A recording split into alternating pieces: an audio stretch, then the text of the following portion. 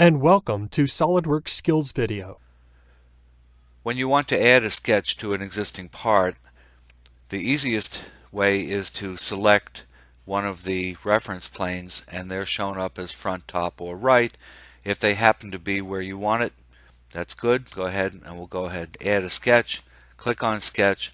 Remember the feature tree moves out into the working area, and I can click on one of the existing planes for sketching.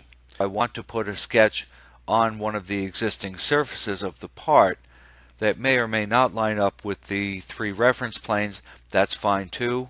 I would click on sketch, click on one of the faces. If you need to rotate the part, you can do so, and click on any of the available flat surfaces. Now these do have to be flat surfaces for this to be a simple one-step operation. So I click on the top, for example, and now I'm in sketch mode and I can draw features on that plane. Let's discard that because it's not really what I want.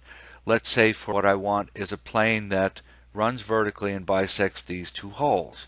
There isn't an axis yet available, so we need to create that, and we'll use those two axes as my reference for the eventual plane. So we'll click on Reference Geometry, Axis, add an axis to one of them, accept it, do it one more time, add an axis to the bottom one, and now I have two axes, and I could easily create, and I will create, a plane that includes those two axes. Then the second one was already selected. If not, you could have selected it. In fact, I'll show you how you can right click and delete an item from the references. Now we're starting off fresh.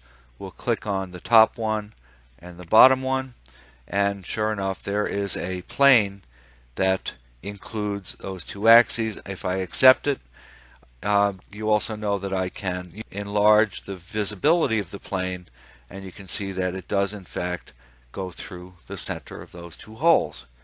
Let's say that that's not even the plane that I want. What I really want is a plane that is halfway between these pairs of holes.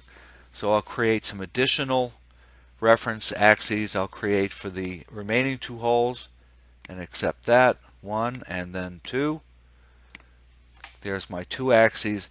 And now in order to create a bisecting plane, I would need two reference planes that I can bisect. So I'll add a plane. Much like I did before, I'm going to clear this one out, and I'll click on one and then the other. Here's my first plane. And then I'll create a second reference plane. Click on this guy and this one. Oop, again I have things left over. Let's clear everything out. Sometimes you get ahead of yourself. Alright, one more time. Click on the top one and then the bottom one. That looks clean now, and I will accept that. So now I've got two reference planes, but I still don't have the plane that bisects it. Let's finish the job. I will click on Reference Geometry, one last plane.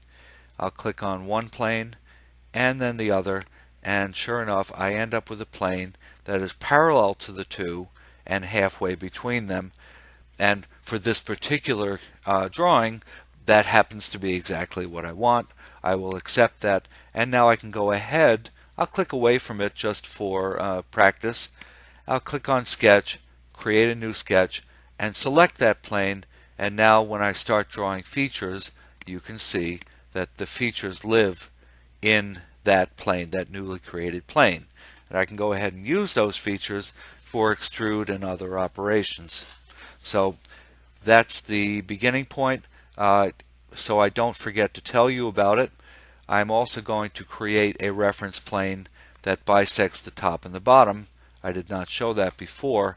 Here we go. Go Features, Reference Geometry, Plane, and in this case the first reference would be the top or bottom, and then I click the other one, and there I am again. I've created a reference plane that bisects the top and bottom of that rectangular part. Great. Let's move to even a little more complex example. I'm going to minimize this guy and bring up another window. It happens to be a spherical shape, and it can be very challenging. If you see here, I have a plane that is tangent to the outside of the sphere.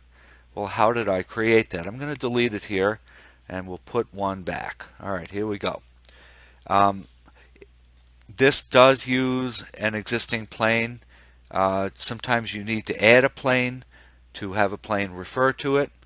In this case, I'll probably use one of the front or the top. Could even use the right, but one of these reference planes. So here we go. What I want is a plane that is tangent to the outside of that sphere. There we go. I'll add plane, and now my first reference is the outside of the sphere. Now, if I could, let me try to click on OK, and you'll see what the result is. What it says is that the input is incomplete. In other words, it doesn't know enough. It knows that it wants to be tangent, but it doesn't know at what angle or what location on the sphere. So what I'll do is I'll add a second reference.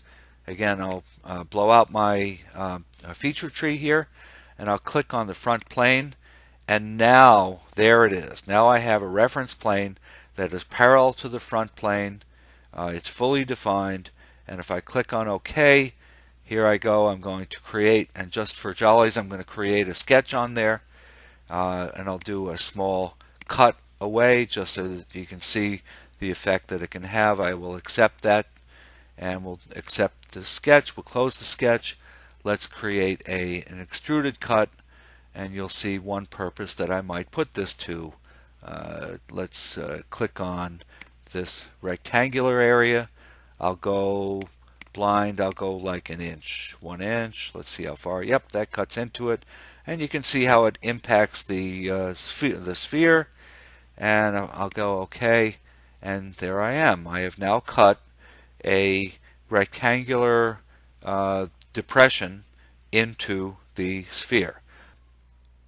I'll show one more example, which is how to create a plane that is simply offset from an existing plane by a fixed dimension.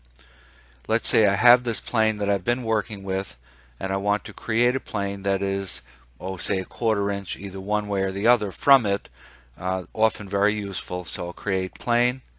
This is my reference, and instead of clicking on another plane, I'm simply going to edit an offset distance, punch in a number 0.25, let's say, press enter to preview, and you can see how it's preparing to create this new plane, which is a 1/4 inch offset.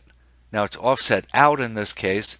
Let's say I want it to be offset the other way. I would flip the offset, and you can see there's a preview of a plane that's a 1/4 inch toward the center of the sphere rather than away from. I'll click the other way because it's what I really want, and if I click on the OK button, now in fact I have the secondary plane parallel to the first one, and it is comfortably offset away from the sphere. In my final example, I'll be showing how to create a plane that's referenced to 3 independent points, knowing that any 3 points, as long as they're not collinear, define a plane. So I'll move over to another window. I have a part here, looks sort of like a stair step, and you'll notice that there are 3 distinct points. I'll point at them here, 1, 2, and 3, and let's say I want those to define a plane. It's no more difficult than any of the other operations. I would go into reference geometry, plane. Now nothing is selected yet. My first reference will be this corner. The second one, let's get it there, that corner. And notice it's not quite there yet. I will select the third corner right here, and now it intersects all 3. It is fully defined, and there we are with that particular plane. Thank you for watching. This video is part of a series created by Neil Rosenberg and Joseph Caswell. All rights reserved.